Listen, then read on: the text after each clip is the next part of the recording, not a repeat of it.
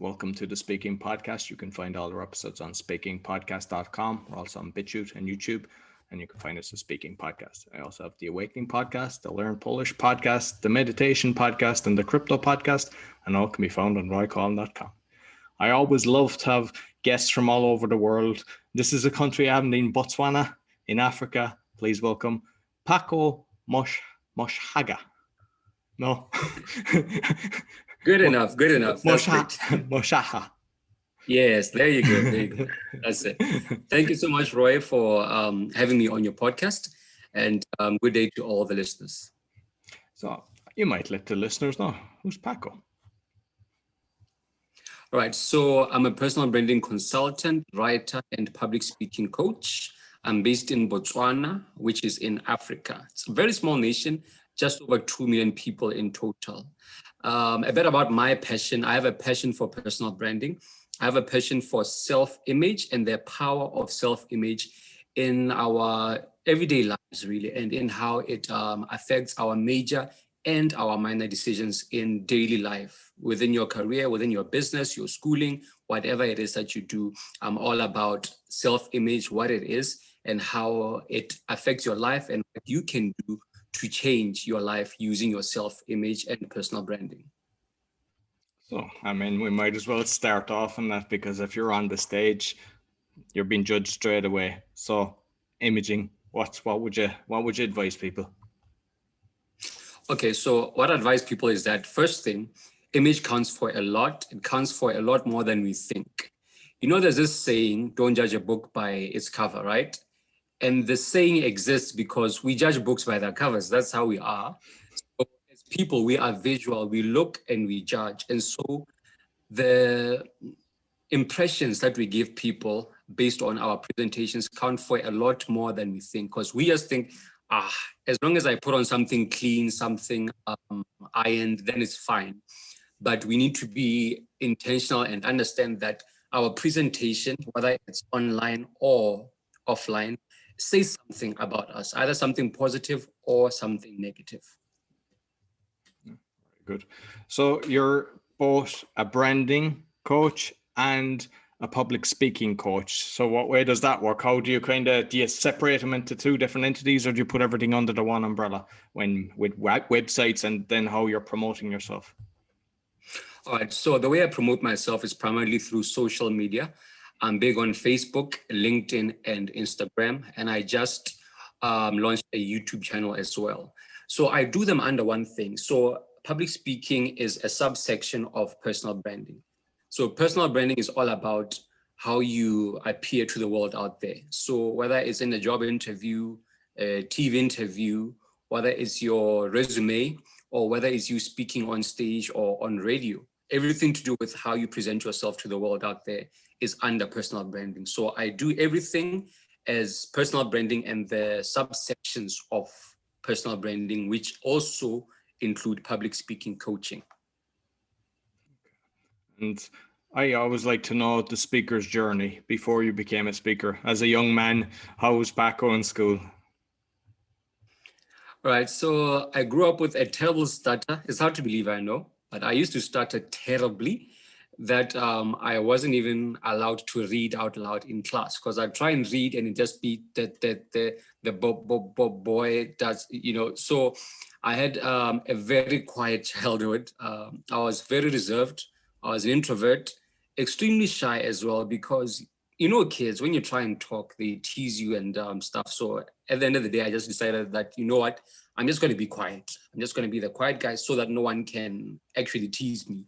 So I'm a very shy, reserved type of persona growing up. I wasn't involved in any sports because I also had asthma as a child. So asthma plus being someone that stutters really made me antisocial. So I was indoors a lot, lots of TV, books here and there, and a very quaint and uneventful childhood and upbringing in many respects. So in terms of how I grew up, that's generally the type of, I'd say, background that I had. And public speaking was never, ever a dream of mine.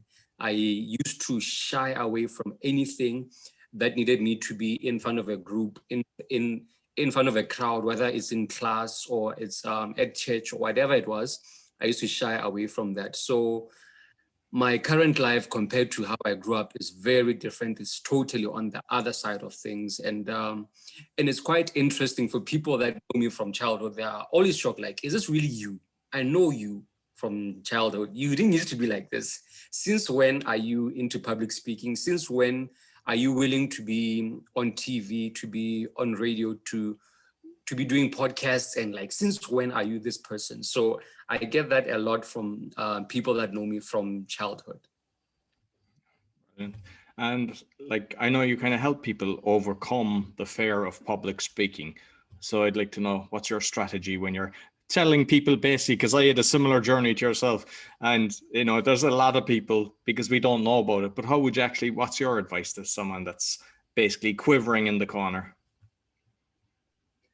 So my advice to anyone that has a fear of public speaking is to understand the source of the fear. So the fear isn't really a fear of public speaking per se, but rather it's a fear of being embarrassed on stage, of saying something silly, or falling on stage, or so many things that could happen in front of a crowd of people. So I'd say for you to get over the fear of public speaking is to have confidence in yourself and in your content. So if you are doing public speaking, you are there as an expert in your field. You know, you've been asked to come and speak on, let's say maybe personal finance, because you are an expert in personal finance. So people are there to listen to you because you know best in the room about that subject. And the host also has faith and trust in you that they've asked you to come and speak, and they know that you know your stuff and you will do well. So keep the focus on you and what you have to offer to the world, and that will be the source of your confidence. Then another thing as well, make sure that you rehearse at home. So the more you rehearse, the more it feels natural on the day of the presentation, because you'll basically be doing the same talk for, let's say, the 10th time, because you did it 9 times at home. So rehearsing plays a major role in trying to calm your nerves, basically. I know you spoke at a few different universities, so you might, because I always like to know people's tips on how to connect with the students, because you know, and I know you do some NGO work and at schools as well. So even the schools as a younger age, how you're connecting with both the younger pupils and the university students. All right. So with trying to connect with your audience, the first thing is to understand that there are 2 elements to getting their attention. There's getting their interest. Then after you get their interest, you get their attention. So whenever I do a talk, I research the type of audience that I'll be speaking to in terms of the age group, the race, what they are into, and anything and everything that I can find out. I get as much information as possible so that when I plan my talk, when I plan even my jokes, I need to make sure that these are people that will understand the type of jokes that I'm going to crack. They're not too young and they're not too old to understand what I'd be talking about. So once I have that, I frame my talk around the type of audience that I'll be speaking to. Then I lay out the opening of the presentation. So the best way to capture interest is the way that you open your presentation. So my field is personal branding. So I like to start a presentation with trying to explain what I do in an interesting way. You know, I don't want to come up and say, hi guys, my name is Pako. I'll be talking to you this morning for an hour about personal branding. That's very dull and you lose interest from the start. So I like to say, hi guys, my name is Pako and I sell people. Then I get shocked. Like, what do I mean I sell people? Because it sounds like prostitution. So it's shocking. Then I'm very quick to explain that I help people to profile and to package themselves for success. And in that way, just like marketing, I help to profile and to package towards selling someone to towards a certain opportunity that they are seeking. So in that way, I sell people the same way that marketing consultants sell phones and they sell cars and other stuff. So in that way, the talk starts off interesting, being that I said something shocking, then it ended as something funny, and then I have the interest. And once I have that interest, I follow up to capture their attention with keeping my talk dynamic, with jokes, with ensuring that my vocal tone changes as I'm speaking so that it's more conversational and it sounds like a conversation between me and them as opposed to one-way talk, as opposed to a lecture. So I apply those type of techniques when I'm addressing an audience. And in that way, it helps me to ensure that I can relate with them and that I can capture their attention as well. Excellent, excellent. And I know you do workshops as well. So you might let me know what kind of workshops are they? 1 hour, half day, full day, a couple of days, and how you structure that as well. Because I'm curious, everyone seems to have their own kind of way of doing things. All right, so the workshops are fairly new. I started them this year. So the way that I do them is basically an hour and a half up to 2 hours of a workshop, whether it's live or it's virtual. And we basically cover the different aspects of public speaking, how to get over your nerves, how to capture attention, the importance of body language as well. And we also look at how to close a talk as well. So the different elements of a presentation is what we cover in the workshop. So I make sure that there's always audience participation in the workshops because it's not a seminar, but it's a workshop. And so the major difference is that in a workshop, people need to be involved in the activity. So I always ensure that I leave a slot for the attendants to basically try out what we are discussing in that workshop, to maybe give a sample talk. Like in the last workshop I did, I allowed people to give a sample opening for like 30 minutes. I asked 3 people to give us an opening of a side event, of a happy event. Then the third one was to give an opening of a corporate event as a way to try and teach them how to start a presentation depending on the different types of moods or tones of the particular event that you are at. So live or virtual, that's how I do the workshops. And I know you spoke at a Toastmasters event. Are you involved with Toastmasters, or you just spoke at an event? I've spoken at 3 of the events so far. I've spoken at a local Toastmasters event within Botswana. Then I also spoke at the regional event when I spoke about personal branding. This was about 7 countries or so within Africa, within Southern Africa to be exact, as well as members from the UK, as well as Mauritius as well. So I'm affiliated with them. I'm not a member, but they do ask me to come and give talks, especially within personal branding. Okay, very good. And I know you're a blogger. So have you found the blogger has helped get more clients? And did you start off with the blogging before the public speaking? Yes, I actually did start with the blogging as a way to get word out there on what I do. Because what I found when I started, most people didn't have an appreciation of personal branding. They just took it as you trying to be someone that you're not, or you trying to be pompous or proud, you know. So I use the blog, one, to explain what personal branding is, what it's not, and to also advertise my services as a consultant and as a speaker as well. So I found it to be very effective, being that the type of blogs that I write, they are really short. You know, it's like a page, it's maybe 400 to 500 words or so. So it's a quick read. Within 3 minutes, you can go through the whole thing and get a good sense of what I am talking about within that blog. So I found it to be very effective and easy to share as well. Because it's a page, someone can share it on Facebook, on LinkedIn, on WhatsApp, on so many different platforms. And that would help to get my name and my brand out there. And it's one of the things that have really helped me to get invites to give talks at the universities, at the NGOs, and at corporate events as well. So it's been very, very effective. And an unintended consequence, I actually ended up writing for a newspaper because of the blogs. Someone saw my blog and said, you know what, would you mind writing for our paper? So I wrote for a paper Then I wrote for a blog based in Malawi, which is a country which is a couple of 1,000 kilometers from here. Then I also wrote for a magazine as well, all thanks to the blog. So I ended up becoming a writer when I started it just to get the word out there. Then it became a fully fledged side of the business. Excellent. And like, I mean, I know that you, because I had read that about the magazines and the newspaper, but you, like, you've been on radio and TV as well. So you might, how that came about and what it has benefited the exposure to maybe get more speaking gigs. All right, so I've been on 4 local radio stations.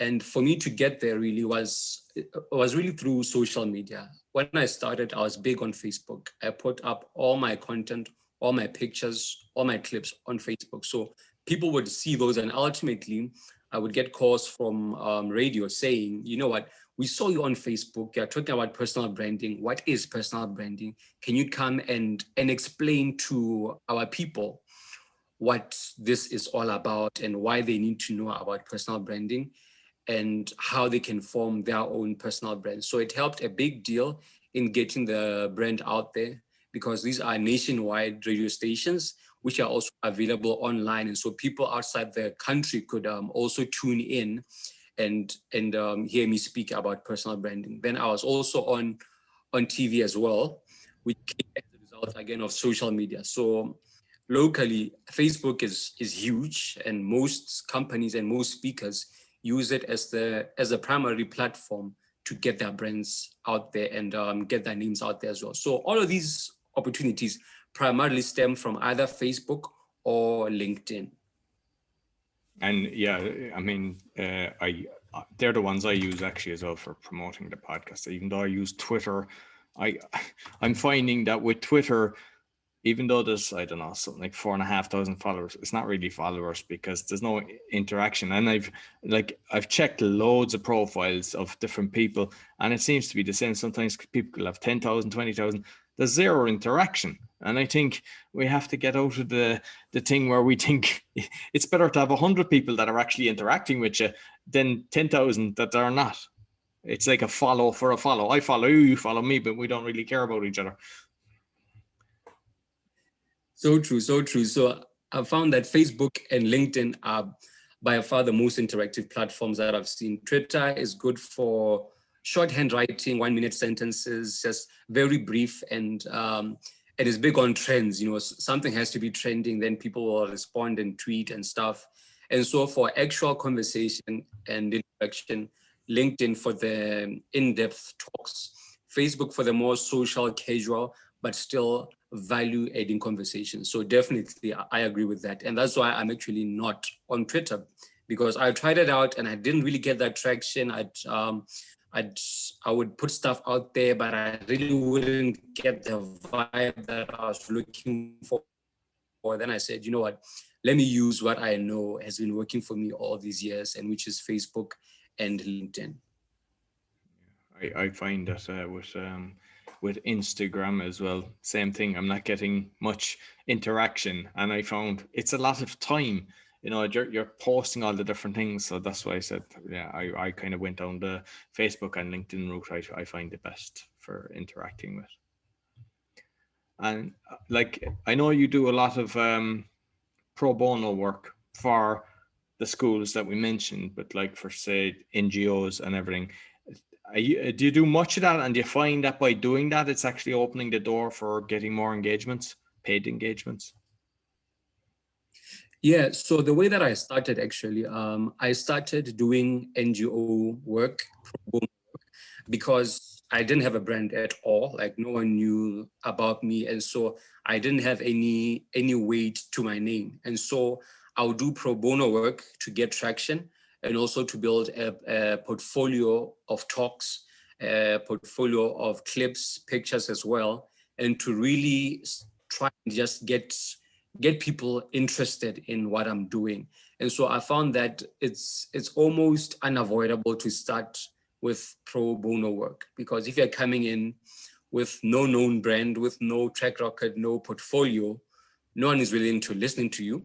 No one is willing to even pay you, actually. So I found that I had to start with building that pro bono work with the NGOs, with the varsities as well. Then as I build that up, corporates and radio and TV started to get interest in me. So I found it to be very effective. But time-wise, it's costly because you spend time preparing for these talks and going to give the talks, but you don't get any financial benefit out of it. But rather the investment that you make is something that will come through for you at a later stage. Exactly. And just regarding the coaching then, like either the speaking or like, are you doing it now online, and previously you were actually meeting people, or was it always online?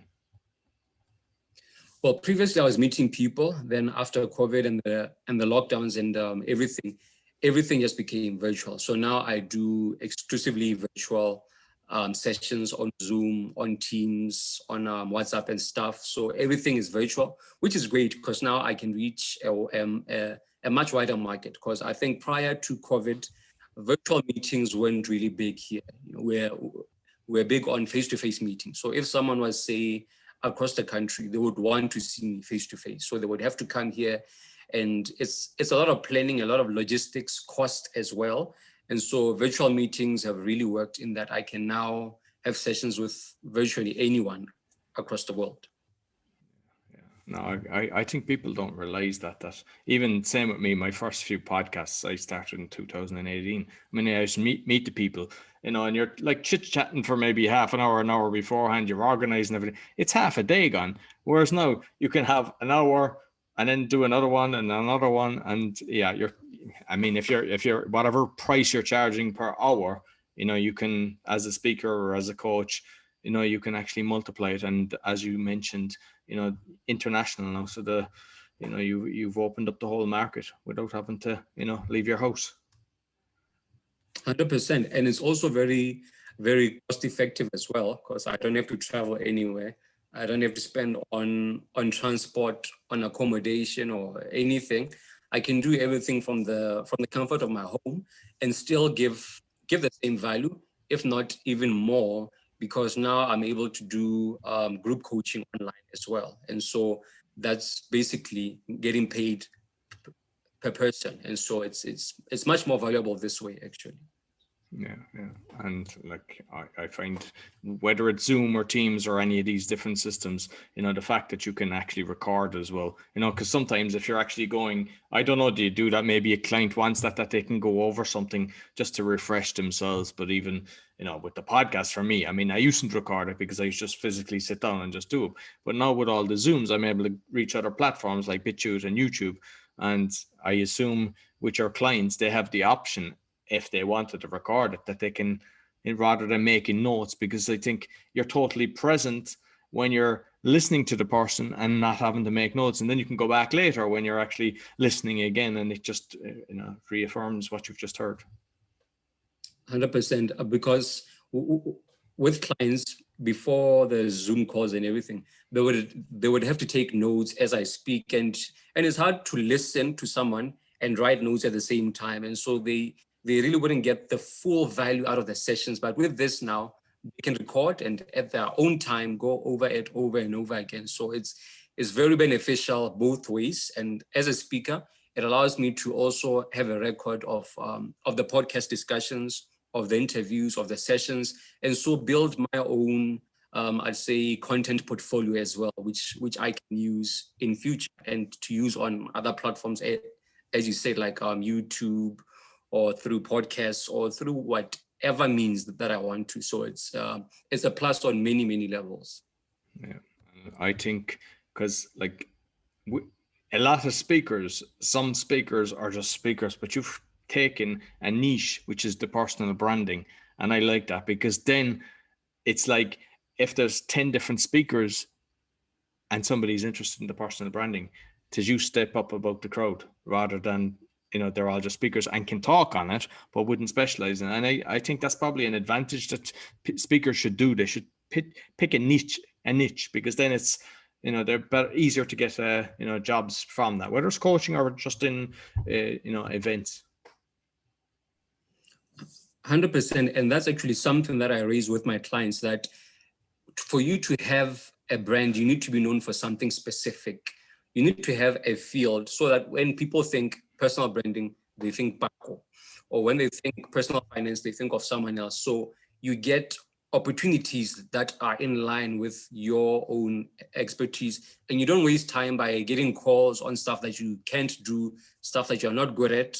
So you only get calls and emails as well on the area that you specialize in and that you are an expert in. So it's extremely helpful, and it's something that I recommend to all my clients, that you need to be specialized and be known for a very specific value. And in that way, you will stand a much, much better chance of being identified for opportunities. Excellent. No, listen, Paco, really enjoyed our conversation. So how can people get in contact with you? So people can get in contact with me on Facebook, on LinkedIn, and on Instagram. That's Pako Moshaga, Pakomoshaga. So that's how you can get in touch with me. DM me. I'm always happy to chat, always happy to have a conversation around personal branding, around personal development, around self-image, around progress within the area of success and profiling and packaging yourself. So please feel free, give me a shout, and let's chat. Excellent. Yeah, and I'll make sure I put all the links to all them social media sites on the podcast description. Listen, Paco, thank you very much. Thanks so much, Roy. It's been a pleasure. And thank you as well for the patience. I know we're supposed to have this like a month ago or so. So thank you so much for being understanding around that, and enjoy the rest of your day, Roy. Yeah, you too. Thank you very much. So that's all for the Speaking Podcast. You'll find all our episodes on speakingpodcast.com or on BitChute or on YouTube as Speaking Podcast. Be sure to give a 5-star rating, a thumbs up, share it with your friends. Until next week, take care.